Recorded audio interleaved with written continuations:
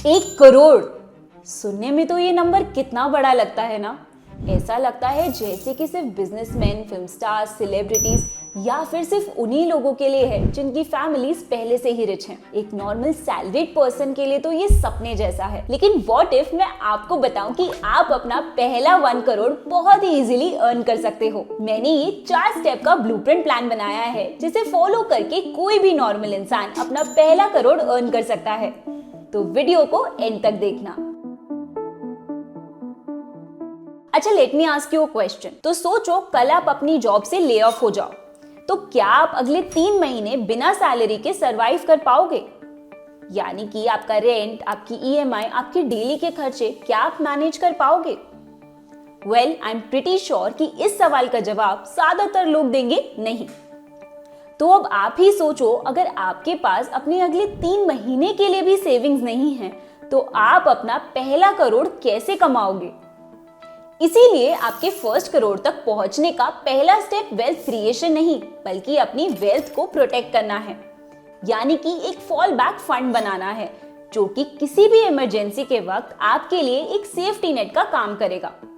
यानी कि अगर अचानक से आपकी जॉब चली जाए या फिर लाइफ में कोई फाइनेंशियल इमरजेंसी आ जाए तो ये फॉल बैक फंड आपको उस इमरजेंसी के वक्त प्रोटेक्ट करेगा।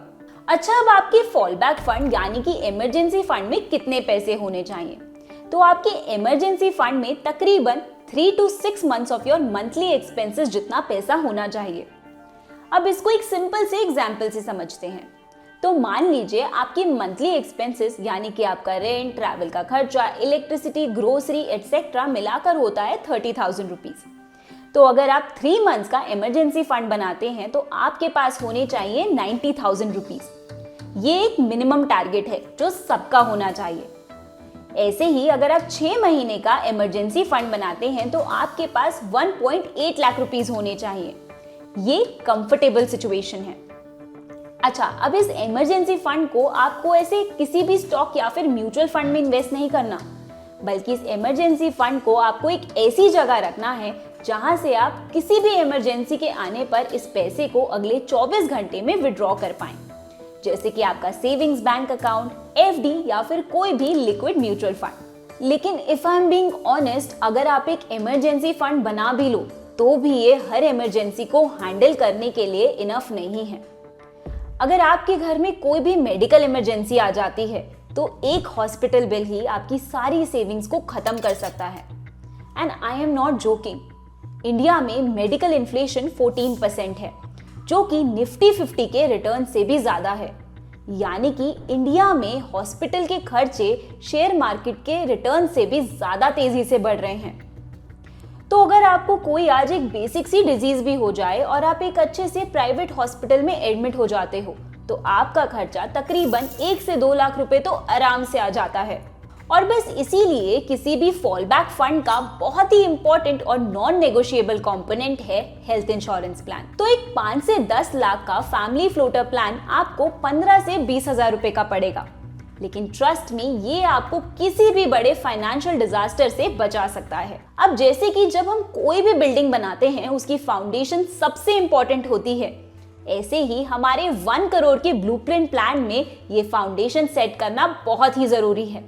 और जब ये फाउंडेशन रेडी हो जाए आप मूव कर सकते हो हमारे नेक्स्ट स्टेप पर। अब देखो, दुनिया के सभी अमीर लोगों में एक चीज काफी कॉमन है, वो है कि ये लोग बिजनेसेस ओन करते हैं, जॉब्स नहीं।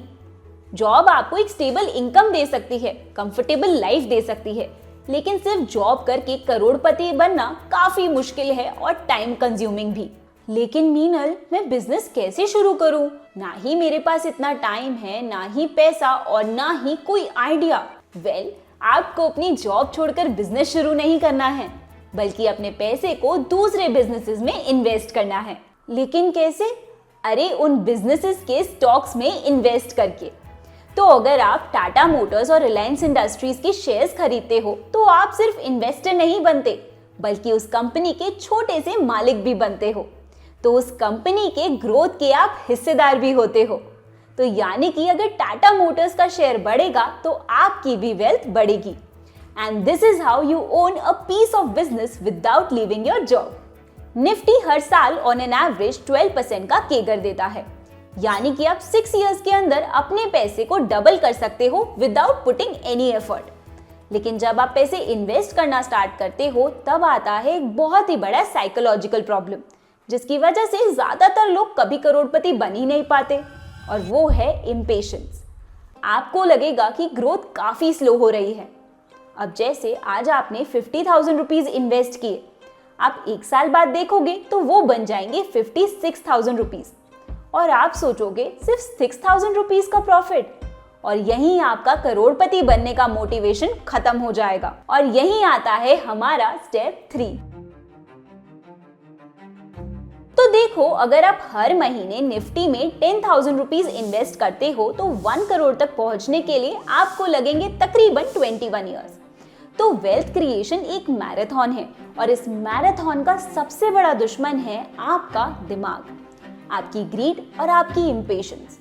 और ज्यादातर लोगों में पेशेंस होती ही नहीं है, और इसीलिए वो अपने पैसे को रिस्की एसेट्स में इन्वेस्ट कर देते हैं, ये सोच के कि रिटर्न्स उन्हें बहुत ही अच्छे मिलेंगे। वो चाहते हैं कि उन्हें स्टॉक मार्केट में एक ऐसा मल्टी बैगर स्टॉक मिले जो कि उनको 1 साल के अंदर ही करोड़पति बना दे। और इसी चक्कर में ज्यादातर लोग फाइनेंशियल फ्रॉड्स का शिकार होते हैं। और ऐसे ही एक फाइनेंशियल फ्रॉड का शिकार हुआ था मेरा एक काफी क्लोज फ्रेंड, जिसने स्टॉक मार्केट फ्रॉड में 3 लाख रुपए गंवाए।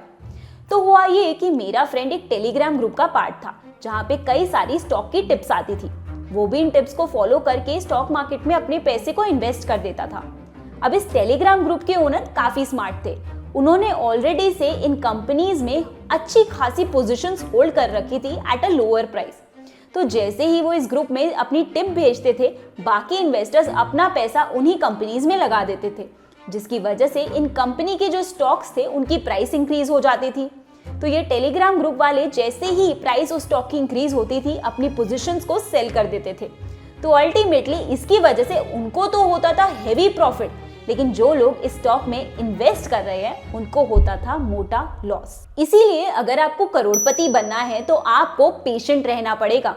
एक अच्छा म्यूचुअल फंड और कंपनी का स्टॉक आपको कंसिस्टेंटली 12 से 15% तक का लॉन्ग टर्म रिटर्न दे सकता है। और अगर आपको सच में जल्द ही एक करोड़पति बनना है तो आप स्टार्ट कर सकते हो एक स्टेप अप SIP। तो जैसे हर साल आपकी कंपनी आपको एक अप्रेजल देती है, वैसे ही आप हर साल अपने SIP का अमाउंट थोड़ा थोड़ा करके बढ़ा सकते हो। तो फॉर एग्जाम्पल, अगर आप 15% का स्टेप अप SIP करते हो तो आप अपने 1 करोड़ के टारगेट तक 21 ईयर्स में नहीं, सिर्फ 14.5 इयर्स में ही पहुंच सकते हो।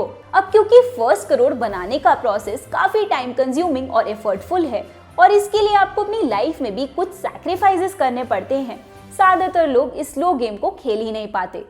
क्योंकि जब वो अपने दोस्तों को महंगी गाड़ियां, आईफोन के नए मॉडल्स और इंटरनेशनल वेकेशंस पर जाते हुए देखते हैं, वो इस फोमो में अपने पैसे को इन्वेस्ट ही नहीं कर पाते। एंड ट्रस्ट मी, मैंने 8 इयर्स जॉब करी है और पिछले 1 साल से मैं इंस्टाग्राम पे कंटेंट भी बना रही हूँ। And I have met so many people जो इस फोमो में अपने पैसे को इन्वेस्ट ही नहीं करते। अब रिसेंटली मैं एक लड़की से मिली और उसकी मंथली इनकम थी 20,000 रुपीज, और उसके हाथ में था आईफोन का latest model. And this got me curious. मैंने उससे पूछा कि मम्मी पापा ने गिफ्ट किया? एंड शी सेड, नहीं मैम, ये तो मैंने EMI पे लिया। आंसर कितना सिंपल है ना। तो अगर आपको महंगा फोन खरीदना है, आपको इंटरनेशनल वेकेशन पे जाना है और आपके पास पैसे नहीं है, तो उसका सिंपल सा आंसर है क्रेडिट कार्ड्स और EMI। और बस इसी वजह से आप फंस जाते हैं एक डेट ट्रैप में।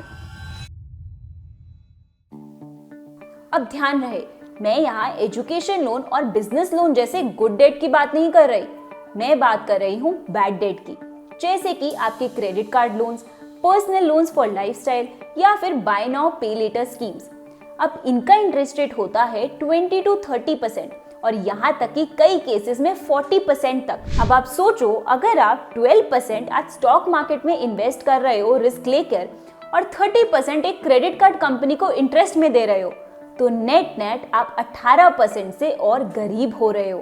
अच्छा, तो आप एक ये रिपोर्ट देखो।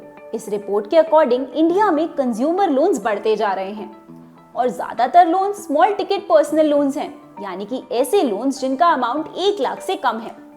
यानी कि लोन्स का वॉल्यूम तो बढ़ता जा रहा है, लेकिन इन लोन्स का अमाउंट छोटा होता जा रहा है। मतलब कि इंडिया में आज लोग अपनी छोटी छोटी वांट्स के लिए भी लोन्स ले रहे हैं, which is a bad sign. ये रिपोर्ट दिखाती है कि कैसे हम एक ऐसी जनरेशन बनते जा रहे हैं जो अपनी फ्यूचर इनकम को आज खर्च कर रहे हैं, और इसी वजह से हम अपना फाइनेंशियल फ्रीडम कभी अचीव नहीं कर पाएंगे। और इसीलिए आज ही एक रूल बनाओ कि अब से मैं कोई भी चीज ईएमआई या फिर क्रेडिट कार्ड डेट पे नहीं खरीदूंगा या खरीदूंगी। अपने फोन, क्लोथ्स, वेकेशंस के लिए पहले मैं पैसे सेव करूंगी और फिर ही उनको खरीदूंगी।